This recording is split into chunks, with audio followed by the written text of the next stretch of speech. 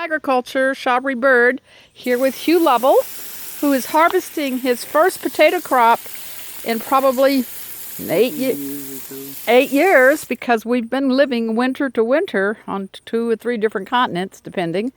And this year we have a full season summer in Blairsville, Georgia, and he's harvesting potatoes. And I'm going to ask Hugh because he has a unique way of preparing potatoes. Hi, Hugh. Yeah, well, what I was saying is potatoes are the most oxygen hungry of any crop that you grow out here. Now, you have to have oxygen in the soil to make it alive. All your animal life in the soil depends on there being oxygen in the soil, and as those animals travel through the soil, they open up the soil's passages and let the oxygen in, and they use it in order to metabolize what they eat. But potatoes are particularly sensitive to oxygen, so when I cut them up into pieces to plant, then I dip them in a very dilute solution of hydrogen peroxide. What dilution, please? I take a 3% solution, a pint of it, and put it in 5 gallons of water. And how long do you soak the potatoes in them? Or? I soak it for 5 or 10 minutes or something like that to give them a little extra oxygen when they sprout. And you also put the biodynamic preparations, I noticed. Yeah, I'll stir up 500 because they really like that horn manure. They like that animal digestive activity in the soil. Okay. So then after the hydrogen peroxide, you soak them in 500, or? Yeah, I'll do the hydrogen peroxide first and then soak them in 500, stirred 500. These are normal, That's horn manure. Your normal quarters with eyes for planting potatoes. So we're going to walk into the garden now, and he's going to show. He said that this potatoes have a definite deficiency, indicating a definite soil sufficiency. You can see on a potato like this. Let me rinse it off.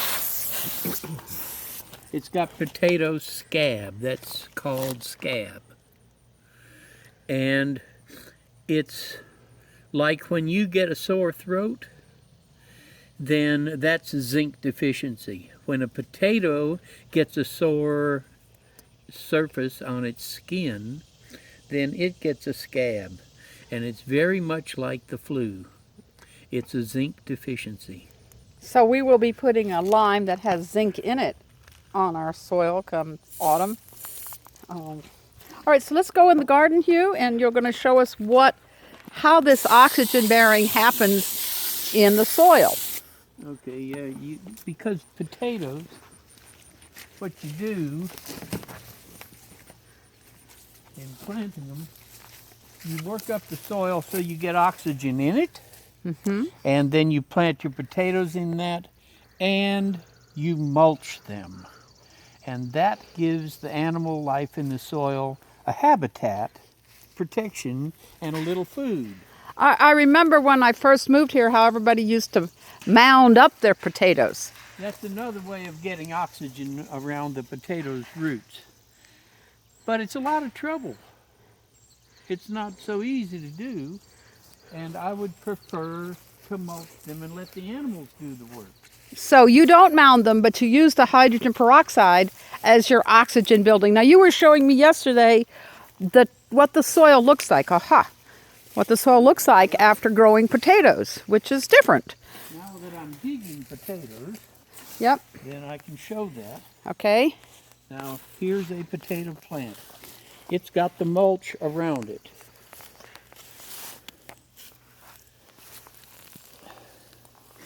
And I'll rake that mulch away, and you can see, you want to get up close here, and see how crumbly the soil is. It has been oxygenated and that wasn't by like the that. animal life of the soil, and you see all of the tunnels and porosity that's left behind after growing potatoes. Wow. The soil is really invested in animal life. And that's what potatoes love. It's what feeds the potato plant. So this is the first year, probably in at least 15 years, that this particular row had potatoes in it. Or anything for that matter, in 12 years. Well, congratulations to you. I'm so happy you're having your first summer garden in 10 years or more. Thank you, everybody. And we are Quantum Agriculture, quantumagriculture.com here in Blairsville, Georgia, and Australia. Hugh's leaving for Australia on the 18th of July. We'll be there for a month, traveling through Tasmania and through New South Wales, seeing his dairy clients. Take care, everybody.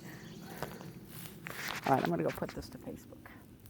Thank you. Those look beautiful, don't they? Yeah, they're nice potatoes. The white ones don't seem to have as much scab. Not as much. It isn't like there isn't zinc in the soil here. There's zinc. But it's not available to the soil biology yet. Okay, that's something else we'll have to talk about next time. I'm going to go in and... You thinking about breakfast anytime soon, or did you eat already? Well, I gotta get these potatoes washed. Okay. That's buckwheat? That's buckwheat, and underneath it, the carrots and beets have sprouted.